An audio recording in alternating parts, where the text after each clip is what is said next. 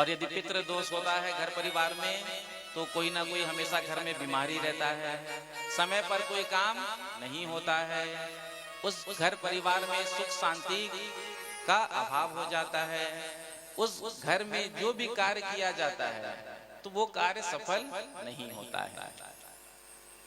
तो पितरों को प्रसन्नता प्रदान करने वाली ये श्रीमद् भागवत की कथा है, जिसको सुनकर के प्रेत धुंधकारी मुक्त हो गया। तो जीते जी जो कथा का श्रवण करेंगे तो क्या वो मुक्त नहीं होंगे? क्या उनका कल्याण नहीं होगा? मरने के बाद प्रेत योनि में जाकर जिसने कथा का श्रवण किया वो भगवान का पार्षद बन गया। और हम सबको तो भगवान ने कितना सुंदर सौभाग्य दिया है कथा श्रवण करने का। तो हम भी जब धुंधकारी की तरह कथा का श्रवण करेंगे, क्योंकि जिस प्रकार से धुंधकारी ने कथा का श्रवण किया था, मनन किया, निधिध्यासन किया, उस प्रकार से हम कथा नहीं सुनते हैं। तो जब कथा हम ठीक प्रकार से सुनेंगे, जब कथा हमारे अंदर बैठेगी तो हमारा कल्याण होगा। कथा में आकर के बैठने से ही कल्याण नहीं होता, कथा भी हमारे अंदर बैठनी चाहिए। क्योंकि तन से तो हम यहाँ बैठे हैं, लेकिन होता है कि तन यहाँ है और मन हमारा कहीं संसार में है, घर परिवार में है, होता ही है। तो जब कथा हमारे अंदर बैठेगी, जैसे कि 56 भोग आपके सामने रखे हैं, आपको भूख लग रही है, आप व्याकुल हैं भूख से, तो क्या 56 भोग देख करके आपका पेट भर जाएगा? बताओ। जब उस 56 भोग में से 2-4 भोग आपके अंदर जाएगा, पूड़ी कचौड़ी साग तरकारी, तो आपका पेट भरेगा। तो उसी प्रकार से जब कथा हमारे अंदर उतरेगी तब हमारा कल्याण होगा। जीवन को बदलने वाली ये भागवत की कथा है, लेकिन तब कल्याण होगा जब उसको हम अपने जीवन में उतारेंगे। होता ये है कि कान तक केवल कथा सीमित रह जाती है, इस कान से हमने कथा सुनी और इस कान से निकाल दी। और कहो तो जीवन में कथा को धारण करो, तो कहते हैं कि देखो भगवान ने तो कान 2 दिए हैं। क्यों दिए हैं 2 कान?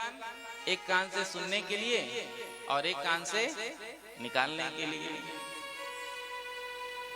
भगवान ने 2 कान इसलिए नहीं दिया है कि एक कान से कथा सुनो, दूसरे कान से निकाल दो।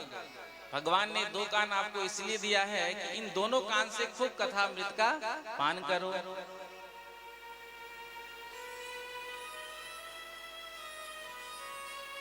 तो इन दोनों कानों से खूब कथामृत का पान करो।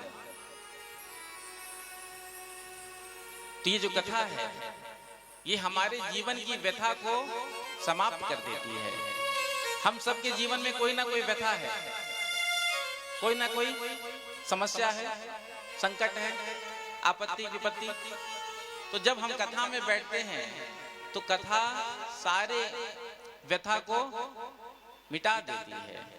इसीलिए कथा को प्रेम से सुनो, ठीक प्रकार से सुनो, मन लगा करके कथा सुनो। तात सुनहु सादर मन लाई।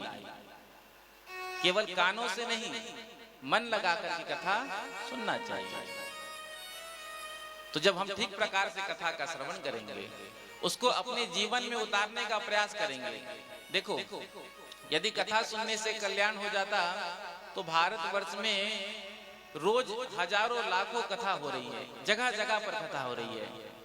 यदि कथा सुनने से ही हमारा जीवन धन्य हो जाता तो कथाएं तो रोज हो रही है।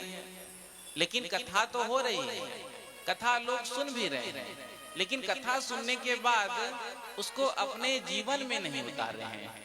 यदि उस कथा को हमने अपने जीवन में उतार लिया तो हमारा भारतवर्ष को वैकुंठ बन जाएगा। रोज इतनी कथाएं हो रही है, सत्संग हो रहा है, यज्ञ हो रहा है, जब जब पूजा पाठ साधन हो रहा है। तो कथा जब हमारे जीवन में उतरेगा तो कथा सुन करके उसको अपने जीवन में उतारने का प्रयास करना चाहिए। केवल सुन लिया और फिर छोड़ दिया। हमारे ब्रज में कहावत है, कथा भी कई प्रकार की होती है। एक होता है पल्लो झाड़ कथा। पल्लो झाड़ कथा किसको कहते हैं? आकर के हम कथा में बैठे, कथा का श्रवण किया, और जब फिर कथा विश्राम हुआ तो उठते हैं तो फिर झाड़ कर कुर्ता उड़ता झाड़े, कपड़ा उपड़ा झाड़े और उठकर चल दिए, तो हो गया पल्लो झाड़ कथा। कहने का अभिप्राय जो हमने यहाँ पर सुना यहीं छोड़ करके हम जा रहे हैं, पल्लो झाड़ लेकर के घर में कुछ नहीं जाएंगे। जो सुना यहीं तक सुना, यहीं तक सीमित कर दिया। तो जो कथा यहाँ सुना आपने यहीं तक सीमित कर दिया, तो वो कथा आपका कल्याण नहीं करेगा। जो कथा आपके घर तक जाएगा, आपके जीवन तक जाएगा, वो कथा आपका कल्याण करेगा। तो कहने का अभिप्राय बस इतना ही है कि हम कथा को जीवन में उतारने का प्रयास करें। भगवान के चरित्रों के माध्यम से हमको सिखाया जाता है कि जीवन कैसे जीना चाहिए, हमारा जीवन कैसा हो।